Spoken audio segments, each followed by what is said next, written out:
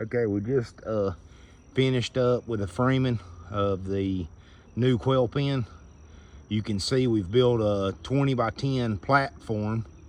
We've made it to where we got a solid area that's 4 foot by 10 foot to put the feed, and for the little chicks until they grow up, they might get stuck in that little wire for the first probably couple days, but then we've just put a wire cloth down for them to walk in. Hopefully this will help with them getting any kind of bacteria infections or diseases.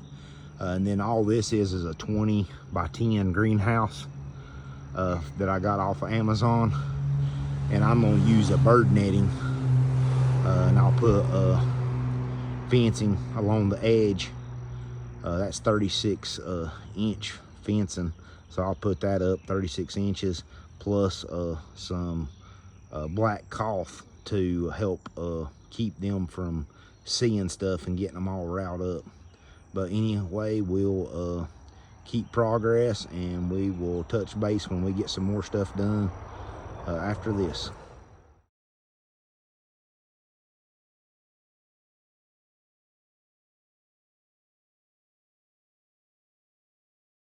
Okay, so now we have put the bird netting that I bought from Amazon. We've got that wire mesh, and then I'll try to see if you can see the bird netting on the top part of it. Through the sun you can see it.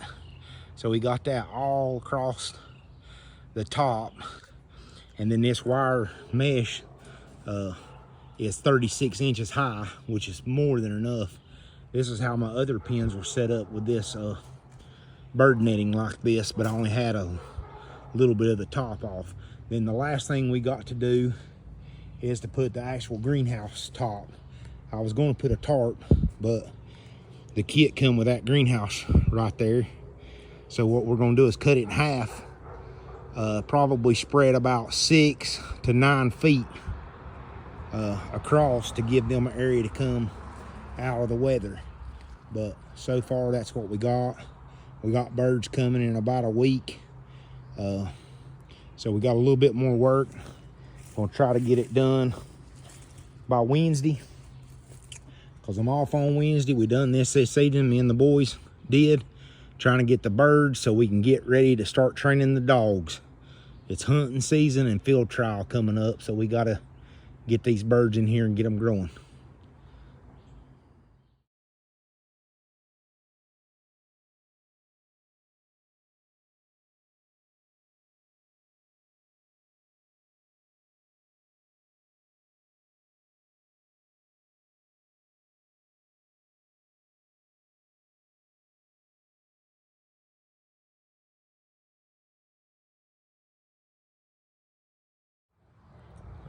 All right, so I'm gonna video quickly the new quail pen.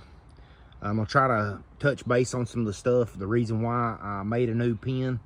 I'll try to get a short video of some of the old pens. Biggest reason is for efficiency. We had quail dying often. So basically, this is the final. Everything for the most part is ready.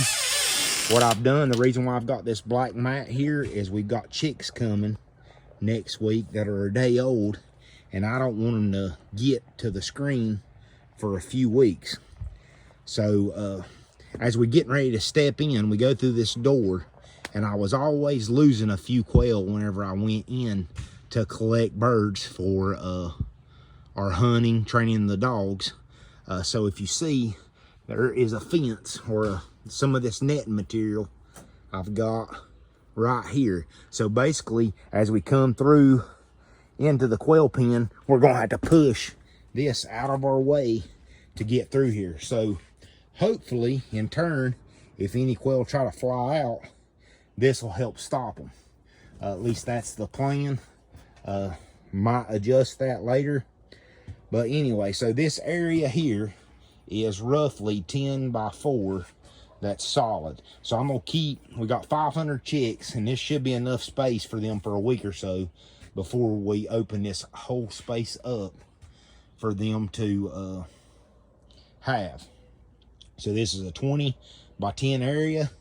The pool is something that I've done the whole time that I've been raising quail.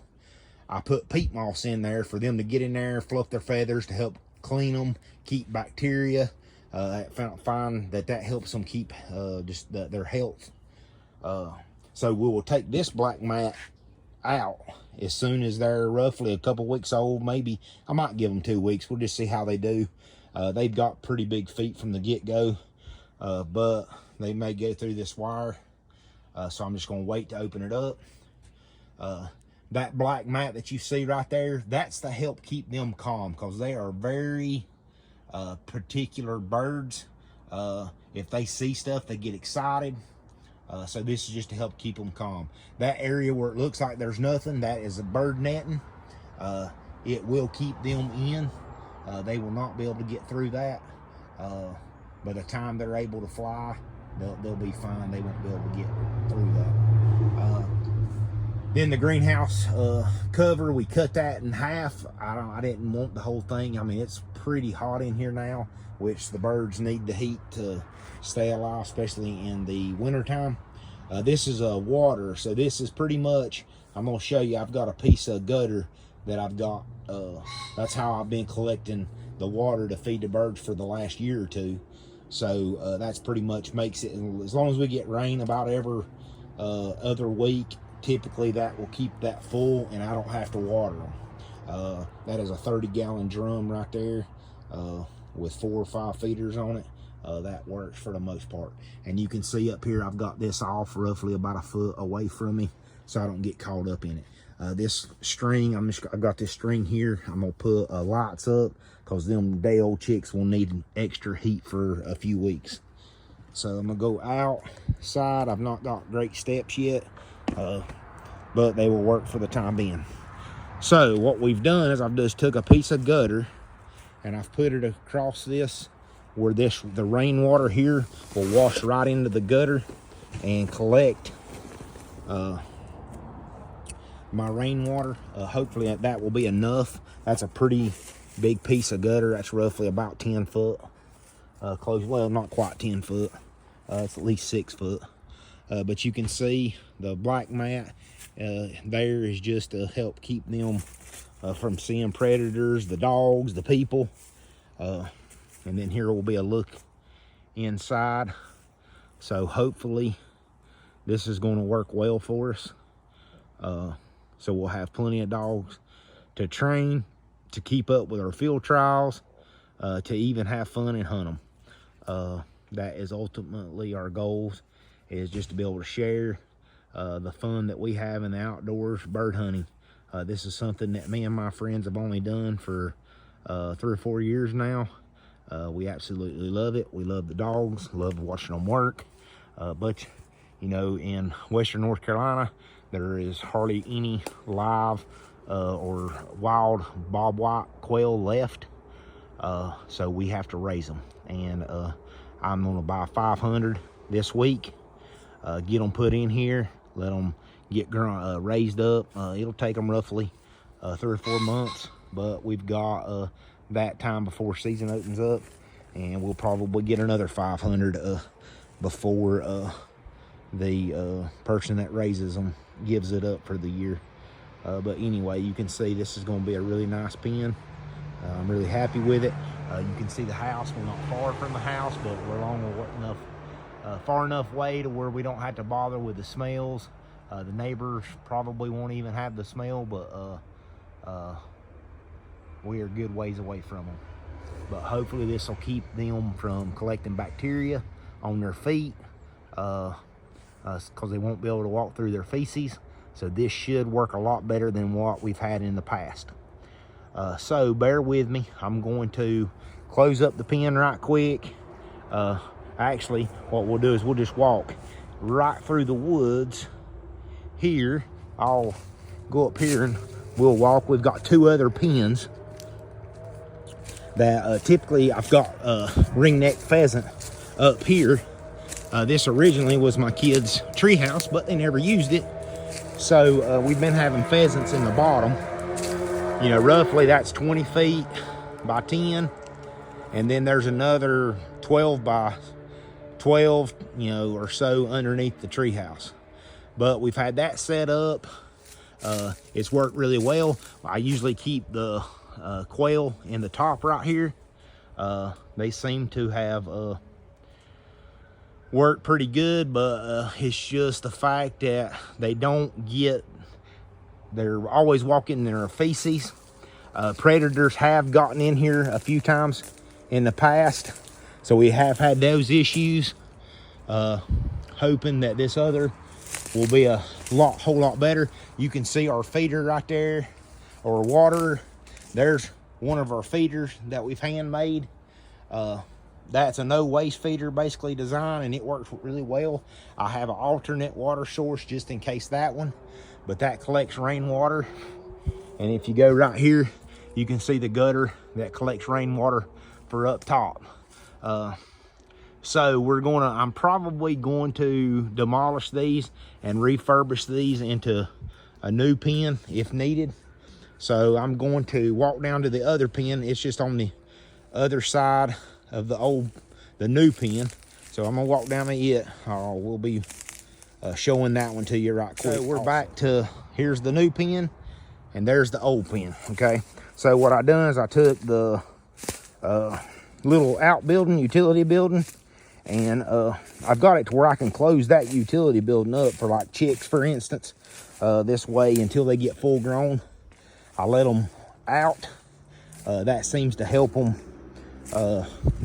as far as beat off anything.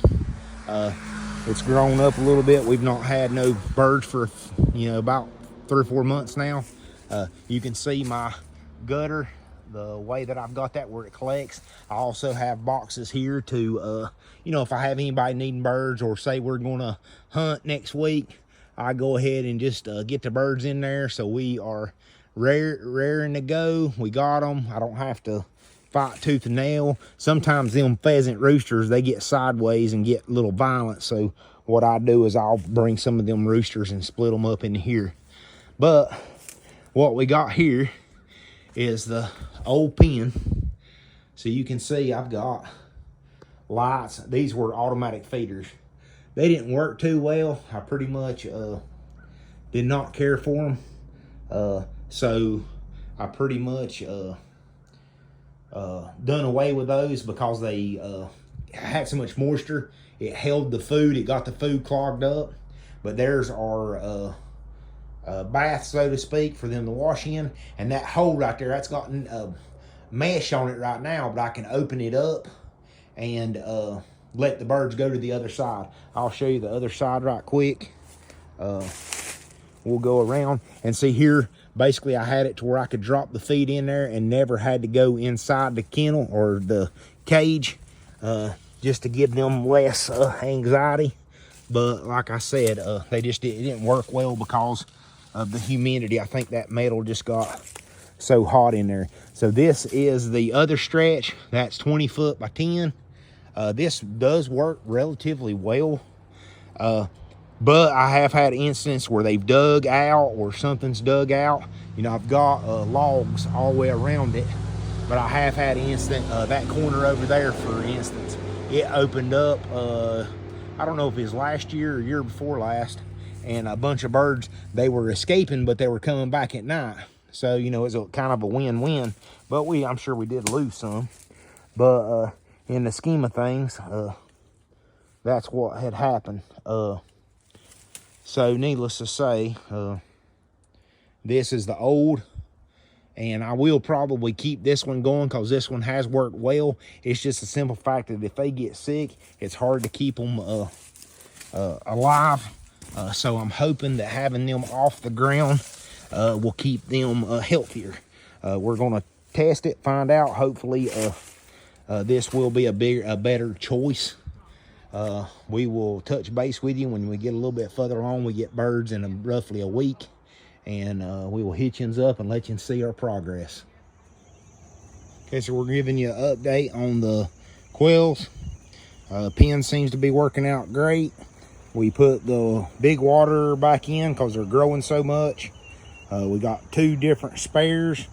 The feeders, they are eating probably those 2 containers or more a day. Those containers was full yesterday and they've about cleaned them out, but we roughly have probably 450 plus birds.